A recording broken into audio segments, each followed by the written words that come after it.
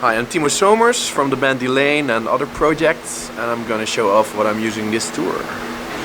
We'll start with guitars. It's my main guitar I'm using this tour.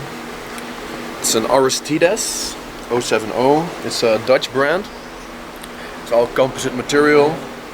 A lot of glass, bubbles, resin, carbon fiber, all that kind of stuff. Works really well because it holds tuning so well, and it's not affected with humidity and temperature changes and all that stuff. Using a Gruff Gear fret wrap to get rid of the buzz, and if I do some tapping I can put it there and cheat. I'm using Dunlop 10-52 with a 65 B string, super bright strings, everyone love them. So pickups, it's Fishman Fluence modern 7-string pickups. Really nice. It's like a new, they're active, but this is for me actually the first pickup that sounds passive with the benefits of having active. They have 2 voicings. I have a push-pull for that. It controls the voicing of each pickup. 3-way volume. Pretty basic actually. Locking nuts.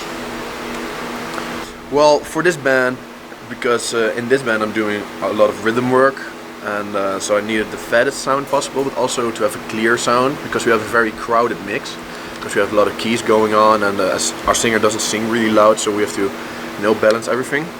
So I went for the active pickups in general to like cut through the mix very well, and I tried different brands and I ended up with these ones because they actually sound pretty and ballsy in the low end and the mids. I like mids in general, by the way, so I like to be heard, you know what I mean? And it's good that in a band like this it's hard to be heard, so you do everything with your sound to be heard, you know what I mean? So yeah, I mean, I like a bridge like this. I have some guitars with Floyd Rose and stuff, but for me it kinda kills a little bit of the mid-range and the low end. So yeah, this guitar is all about having the fattest sound possible with mids to, you know, be heard. So this is it's basically my backup. It's dirty, by the way, but yeah. I don't use it that much, just when the string breaks or whatever, but these guitars are so stable that I rarely use my backup. So this has a Floyd, it's blocked. That's my old Seymour Duncans in it. I was using those before the Fishmans. And pretty much the same thing, only with a Floyd. In fact, this is my best looking part of my gear. My signature Timber Tones pick. It's pink. Pink makes you sound better. So I'm going to a wireless there. It's pretty, it's like a Shure or whatever.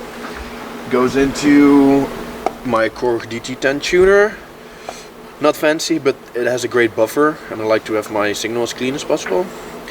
That goes into a Taurus Dexter Octaver. I use it for some leads because in the album we double leads a lot. And now I have the octave with me, and it's actually a bass pedal. I like bass pedals in general because they maintain your low end. I feel like some pedals screw that up.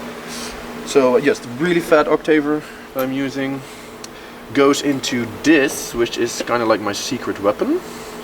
It's basically a bass DI preamp, but I have it revoiced. They revoiced it for me to be the EQ is basically like a guitar EQ now, you know. It has a tube in it, a 12 AX7 tube, I think. And because I'm using a Kemper profiling amp with this band, it gives you back a little bit of the tube saturation or the tube sag, and have some tube feel when playing. So I don't use a lot of gain on it, you just boost it a little bit and have some more mids and low end to push my Kemper. That goes into a Mesquite Blender, which is a pretty cool pedal. If you put another pedal in this loop, you can blend how much of that pedal you want to have in your signal chain. But I'm not using that, I'm just using it for its buffer again, because I'm running pretty long cables and shit, so my signal stays clean. It's powered with the Pussy Power, which obviously is pretty neat. It does what it does, and it has a pulsating, you know, so that's cool. This is just for switching MIDI controls. I actually only use like rhythm, lead, and clean with a lot of reverb and stuff. So that's the pedals. Then they go into the Kemper rack. For me, I do a lot of different projects and studio stuff. I'm normally more of a tube amp guy. I use Mesa Boogie amps. But we're touring so much with this band, and it's so convenient and reliable to do it like this. So it works out great. I'm using a rectifier profile, my own dual rectifier profile actually. And pretty easy, just rhythm sound is just a rectifier with a SM57 and another mic, I think, a cap. My lead sound is the same one with more mids, a little bit more presence and delay and reverb, and that's it. So it's pretty simple. It goes straight to the PA, we're not using caps. We have in-ears too, so that's cool. And that's pretty much it actually.